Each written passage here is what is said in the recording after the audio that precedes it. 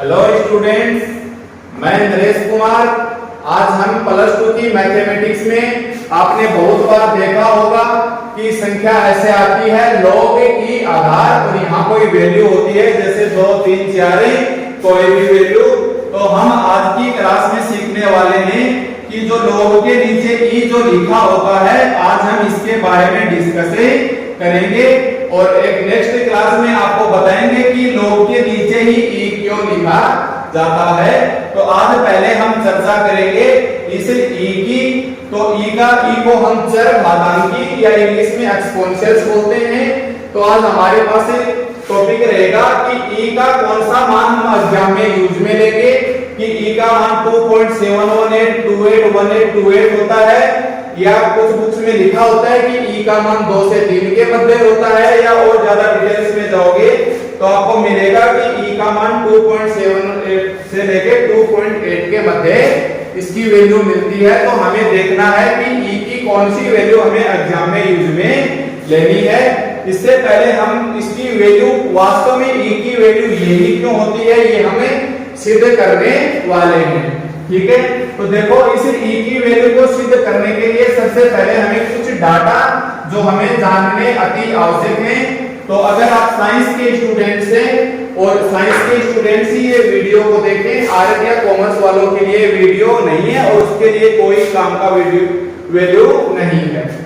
Okay, तो देखिए science के स्टूडेंटों ने 11th क्लास के अंदर, चाहे वो किसी भी स्टेट से हो और किसी भी डिस्ट्रिक्ट से, किसी भी यूनिवर्सिटी के अंदर, किसी भी स्कूल से उन्होंने 11th या 12th किया हुआ हो, उन्होंने जरूर 11th क्लास में एक चैप्टर होता था हमारे पास है द्विपद प्रमेय नाम से एक चैप्टर होता था। द्विपद प्रमेय, यदि आप इंग्लिश मीडियम के स्टूडेंट हो तो आप देख सकते हो बाइनोमियल थ्योरम। बाइनोमियल थ्योरम्स ये हमारे पास एक 11th क्लास का चैप्टर था। इसके अंदर जरूर आपने पढ़ा था कि 1 प्लस x की पावर n, 1 प्लस x की पावर n का प्रसार क्या होता है हमारे पास 1 plus nx plus n minus 1 बटा factorial 2 x square plus n minus 1 n minus 2 बटा फैक्टोरियल 3 x की cube plus dash dash dash. ये आप लोगों ने पढ़ा हुआ है द्विपद प्रमेय का, ये प्रसार ऐसे होता है। ठीक है, अगर मैं x की जगह, देखिए हमें कोई ना कोई वैल्यू निकालना चाह रहे हैं, एक रिजल्ट प्राप्त करना चाह रहे हैं, तो यहां मैंने मान लिया कि माना मैंने x की जगह क्या शिफ्ट कर दिया, x की जगह मैं 1 बटा n रखना चाह रहा हूं। यहां मैं क्या कर रहा हूं, माना मैंने बोल दिया कि हमें x की जगह क्या रखना है, 1 बटा n रखना है और 1 बटा n की वैल्यू हम लेंगे लेस n से या n ग्रेटर 1। यहां जो हम x की जगह 1 बटा n रखेंगे वहां हमारे पास n की वैल्यू क्या होगी, ग्रेटर 1। तो देखो इसके अंदर अगर मैं शिफ्ट करता हूं, जहां जहां x है उसकी जगह आप लिख लीजिए 1 बटा n, तो ये ऊपर हो जाएगा n और ये मेरे पास क्या हो जाएगा 1 प्लस n। x की जगह मेरे पास क्या आ गया 1 बटा n प्लस n माइनस 1 बटा 2 फैक्टोरियल। यहां मेरे पास क्या आ जाएगा x स्क्वायर यानी 1 बटा n square plus n minus 1 n minus 2 बटा 3 फैक्टोरियल और यहां मेरे पास क्या आ जाएगा 1 अपॉन n की क्यूब और ये चलता जाएगा। ओके, तो देखो अब हमने क्या किया, यहाँ n का मान क्या है हमारे पास है ग्रेटर 1 से, तो मान के चलेंगे यहाँ 1 से बड़ा क्या हो सकता है, 2 हो सकता है, 3 हो सकता है, 4 हो सकता है, हमारे पास 500 हो सकता है, हमारे पास इतनी जीरो रख सकते हैं कि आप काउंटिंग भी नहीं कर सकते। तो ये भी हमारे पास n का मान 1 से बड़ा है, तो आप किसी समय देखोगे तो ये वैल्यू जाके किसकी ओर अग्रसर होगी, इनफाइनाइट की ओर, क्योंकि हमने यहाँ क्या लिया है n ग्रेटर 1 2 3 4 5 और हम कौन सी वैल्यू लेंगे, इंफिनिटी। अर्थात हमारे पास से क्या करेंगे, हमें इसी जो ये हमने जो माना है x बराबर 1/n, तो इसकी वजह से ये क्या लगेगा, इसके लगेगा limit n tends to infinite, मतलब n का मान लास्ट कहां तक जाएगा, इनफाइनाइट तक जाएगा, और ये बचेगा 1 + 1/n की पावर n। और इधर क्या बचेगा, देखो इधर लिमिट लगेगी तो इधर भी क्या होगा, दोनों पक्षों में एक समान लिमिट लगेगी। Limit n tends to infinity ही क्यों लगी, क्योंकि हमारे पास n का मान 1 से बड़ा होना चाहिए, और हम 1 से बड़ा इंफिनिटी कोई भी नंबर वो हो सकता है। ओके, तो इस साइड में लिमिट लगेगी तो ये हमारे पास क्या बचेगा, 1 + n 1/n, और यहां से मैं एक n कॉमन ले लेता हूं, जिससे हमारे पास कैलकुलेशन आसान हो जाएगी। 1 - 1/n और नीचे 2 फैक्टोरियल, और ये आ जाएगा 1/n²। इधर भी मैं ये n कॉमन लूंगा तो ये आ जाएगा n 1 - 1/n, और यहां से n कॉमन लूंगा तो 1 - 2/n, 1 - 2/n, और नीचे 3 फैक्टोरियल, और ये 1/n की क्यूब प्लस डैश। में एक बार चेक कर लेता हूं कि कैमरे के अंदर कि यहां से ये दिखाई दे रहा है या नहीं।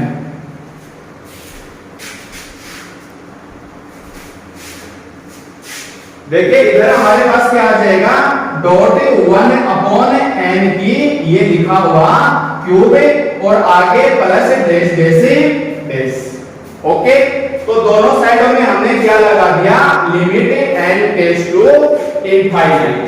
तो देखिए यहां जब हम इनफाइनाइट लगाएंगे तो n से वैल्यू n कट कैंसिल हो जाएगी, ये n² से n² कैंसिल, और ये 1 2 3 n से n की क्यूब, ऐसे ही आगे 4n से 4 की n की cube, 1/n4 1/n5 1/n6 cancel होते चलेंगे। तो अगर आपने मेरे लिमिट्स से रिलेटेड वीडियो नहीं देखे हैं तो आप वो वीडियो देखिए, उसके अंदर मैंने लिमिट्स के टोटल रूल्स बता रखे हैं, और ये बताया हुआ कि क्वेश्चन कैसे सोल्व करना है। तो ये हमारे पास एक आगे वैल्यू क्या बचेगी, limit n tends to infinite 1 + 1/n की पावर n, 1 + 1/n की पावर n, और देखिए n की जगह इंफिनिटी रखेंगे तो ये तो एक ऐसा का ऐसा, n से n कैंसिल, ये भी एक ऐसा का ऐसा, और यहाँ n की जगह इंफिनिटी रखेंगे तो 1/∞ 0, तो ये क्या बचेगा 1 - 0/2 फैक्टोरियल। इधर क्या बचेगा, ये 0 और ये 0, यानी क्या बचेगा 1 - 0, और ये भी 1 - 0/3 फैक्टोरियल। इसी प्रकार ये आगे चलता रहेगा 1 - 0 1 - 0 1 - 0/4 फैक्टोरियल प्लस डैश। ओके, तो आप लोगों ने देखा कि हमें चर घातांक की एक ही वैल्यू चाहिए। मैं इसको प्रूव करके बता रहा हूं कि वास्तव में एक ही वैल्यू हमारे पास कैसे आती है, और कंपटीशन की एग्जाम में हमें उसमें कौन सी वैल्यू यूज में लेनी है।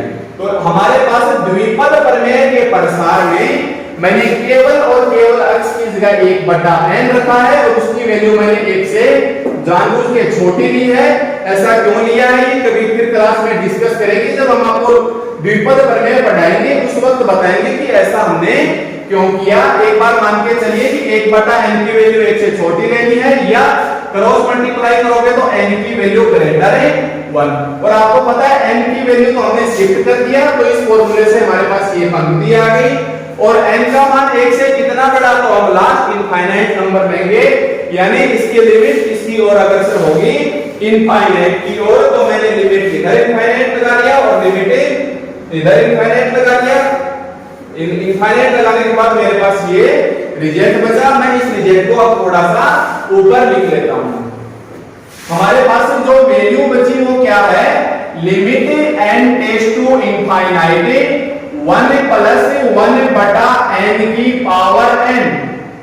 हमारे पास वैल्यू क्या बचेगी 1 + 1/n की पावर n, और ये बचा हमारे पास 1 प्लस ये बचा हमारे पास 1, और ये बचा 1/2 फैक्टोरियल, ये बचा हमारे पास 1 एकम 1 1/3 फैक्टोरियल, आगे की वैल्यू 1 एकम 1 बटा 4 फैक्टोरियल, और ये वैल्यू ऐसे ही हमारे पास 1 बटा 5 फैक्टोरियल, 6 फैक्टोरियल, और ये वैल्यू चलती जाएगी।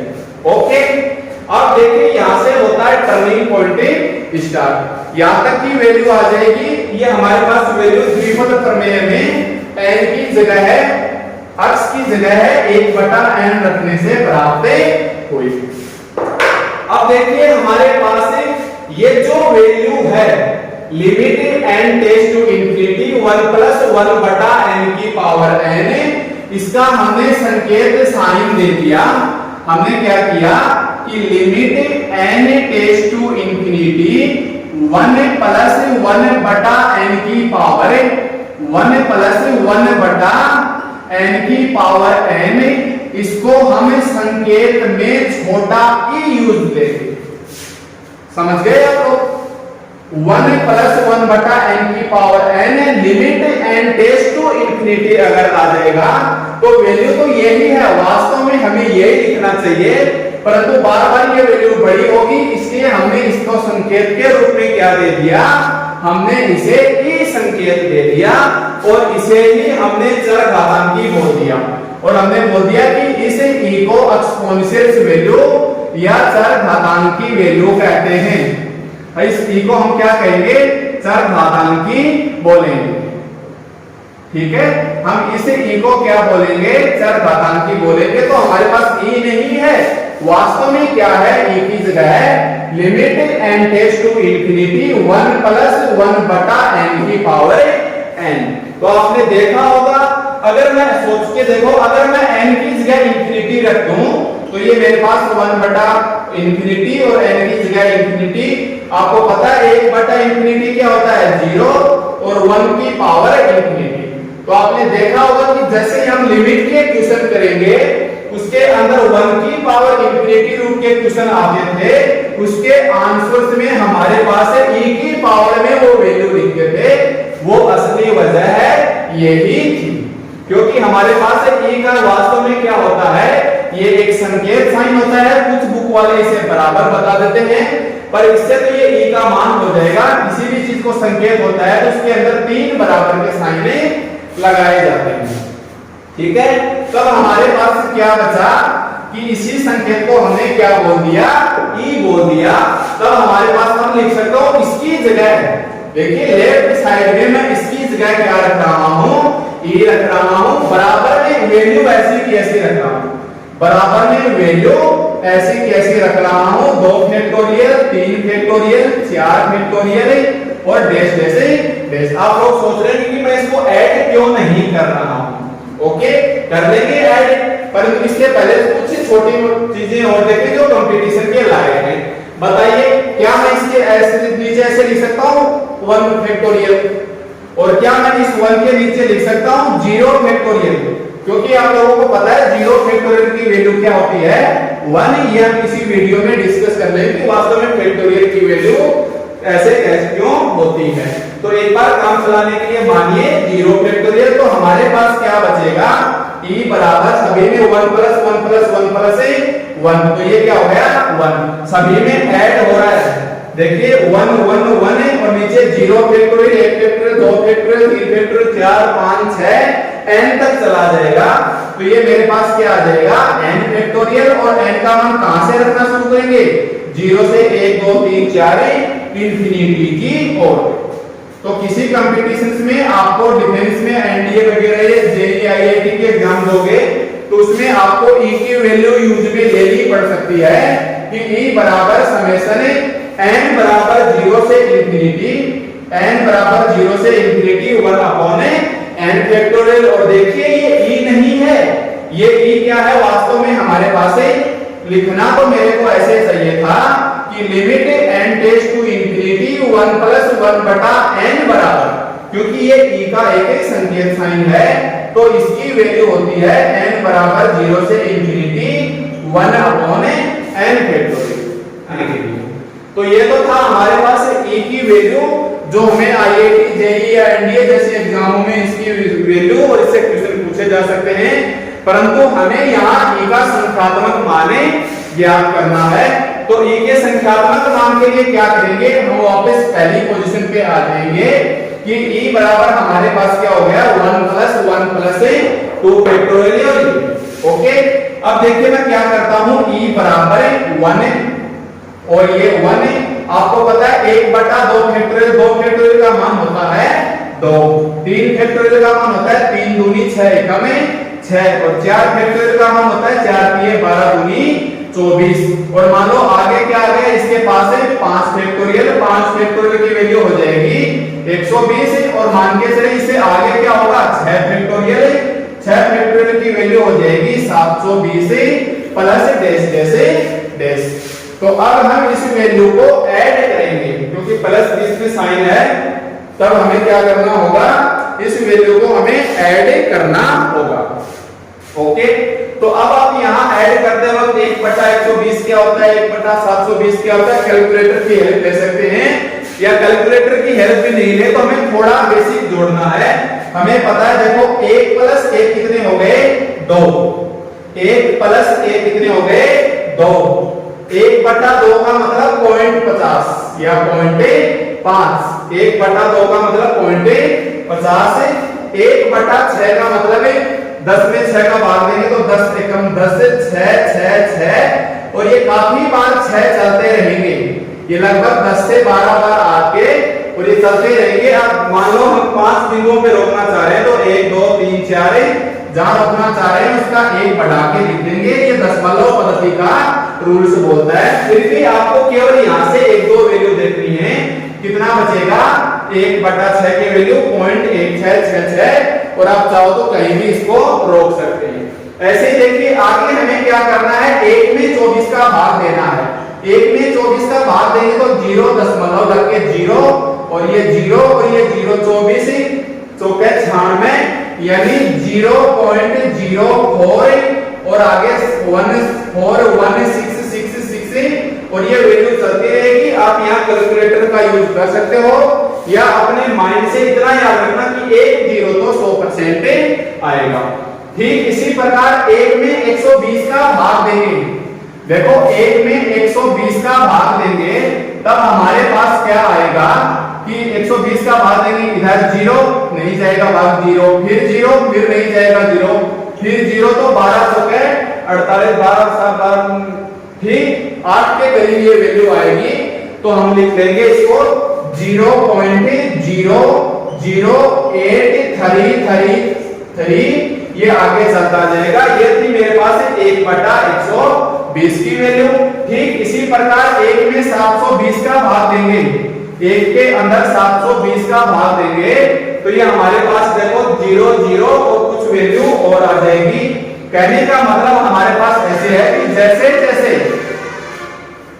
जैसे हमारे पास ये वैल्यू बढ़ती जाएगी यहाँ 0 बढ़ते जाएंगे। देखिए इधर 0.1 भी 0 नहीं है, इधर 1 भी 0, इधर 1 0 हो गए, फिर 2 0, फिर 2 0, फिर 3 0, फिर 3 0, फिर 4 0, ऐसे हमारे पास वैल्यू बढ़ती रहेगी। इन सभी का आप टोटल करेंगे, देखिए इन सभी का आप टोटल करेंगे तो देखिए 2 तो ये हो गए और आधा ये हो गया, यानी 2.50 तो ये हो गए और इसके अंदर ऐड करेंगे 0.16667 तो 50 60 66 के करीब हो गए। नेक्स्ट वैल्यू जोड़ेंगे तो 0 इधर से आ जाएगी और नेक्स्ट वैल्यू जोड़ेंगे तो 2 0 आ जाएगी। कहने का मतलब है इसकी एग्जैक्टली वैल्यू जब कैलकुलेशन में की गई, आगे लगभग 100 फैक्टोरियल तक वो लोग लेके गए थे किसी समय, जिन्होंने वैल्यू स्थाई की तो उन्होंने वैल्यू बताई 2.711828 और ऐसे वो आगे चलाते रहे। आपको यहाँ तक एक बार इसकी वैल्यू को रोक देना है। तो आपने बहुत बार सुना होगा या बुक्स में देखा होगा, फिजिक्स में बहुत बार यूज में लिया जाता है कि ए की वैल्यू क्या होती है 2.718, इतना सा यूज में ले लेते हैं, पर ए की एक्चुअली वैल्यू कितनी होती है 2.71828 ये आगे चलता जाएगा। ओके, तो ये तो कि हमारे पास ए की वैल्यू। ध्यान देना स्टूडेंट्स, जैसे जैसे आगे मान लो किसी समय 1/10 फैक्टोरियल आ जाए तो आप कैलकुलेटर से वैल्यू निकालोगे तो 0.00 आके 3 4 5 0 आने के बाद आगे कोई संख्या स्टार्ट होगी तो वो ज्यादा से ज्यादा इस डिजिट तक रोक लेगा या इस डिजिट तक रोक लेगा। जब 100 फैक्टोरियल तक गए तो लास्ट इस डिजिट पे आके ये इस डिजिट तक आ गया। मतलब किसी भी स्थिति में कहने का मतलब इधर अगर मैं एक ही डिजिट की बात करूं दशमलव के आगे तो ये 2.7 है और कभी भी इसकी वैल्यू 2.8 नहीं आएगी। केवल मैं अगर एक दशमलव की बात करूं, दशमलव के बाद एक ही अक्षर को यूज में लेना चाहूं तो आगे आगे जुड़ती जाएगी, यहां तक वैल्यू आएगी नहीं, आगे ही ऐड होके यहां तक रुक जाएगी क्योंकि ये भी आगे बहुत आगे तक जाएगा तो वो वैल्यू वहां तक सेट हो जाएगी। तो हमारे पास किसी भी कीमत पर इसकी वैल्यू 2.8 से ज्यादा नहीं जाएगी। तो हमारे पास e का वास्तव में मान कितना आया, अगर मैं संख्यात्मक मान की बात करूं तो आपको लिखना है 2.718। क्या लिखना है? 2.718 अगर कोई वैल्यू आपको यूज में लेनी है या पूरी वैल्यू कोई पूछना चाहे तो आप बता देना 718 280 18 28, इससे आगे उसे नहीं बताना। ये वैल्यू लगभग इस दर तक ही स्थायी कर दी जाती है। और e की वैल्यू वास्तव में कितनी होती है? 2.7 से 2.8 के मध्य। और हम राउंड फिगर में लिखते हैं 2 से 3 के मध्य, क्योंकि इसका मान कितना हो गया 2.718, तो ये 2 से बड़ा है और 3 से छोटा है। ये केवल हम अपनी सुविधा के हिसाब से लिख रहे हैं। देखिए बुक्स में, काफी सारी बुक्स में आपको वैल्यू मिल जाएगी कि देखो e का मान 2 से 3 के मध्य होता है, पर रियलिटी में क्या होता है? e का मान 2.7 से 2.8 के मध्य, क्योंकि 2.8 से यहां तक 8 आएगा ही, हर वैल्यू आगे ही ऐड होके रुक जाएगी। ओके, तब हमारे पास ये तीन वैल्यू आ गई कि e का मान 2.7 से या 2.8 के मध्य लिखें या 2 से 3 के मध्य लिखें या 2.718 लिखें या 2.718 1828 लिखें। ओके, तो अगर आपको कोई वैल्यू कैलकुलेशंस के लिए काम में लेना है, जैसे 10th लेवल से रिलेटेड एसएससी वगैरह के एग्जाम होते हैं, उसमें e की वैल्यू यूज में ली जाती है 2.718। परंतु आप लोगों के लिए जैसे अगर आपके पास ऑप्शन में ये वैल्यू तो नहीं देगा, ये वैल्यू तो लगभग स्टूडेंट्स को पता होती है।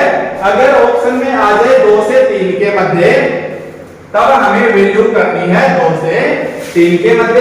और अगर ऑप्शन में आ जाए 2.7 से 2.8 के मध्य, तो आपको ये वैल्यू करनी है।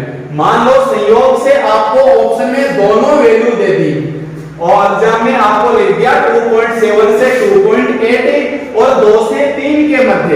ये ज्यादातर आईआईटी जेईई जैसे एग्जामों में जो मल्टीपल चॉइस क्वेश्चन होते हैं एमसीक्यू, इसके अंदर ये दोनों ऑप्शंस दे दिए जाते हैं।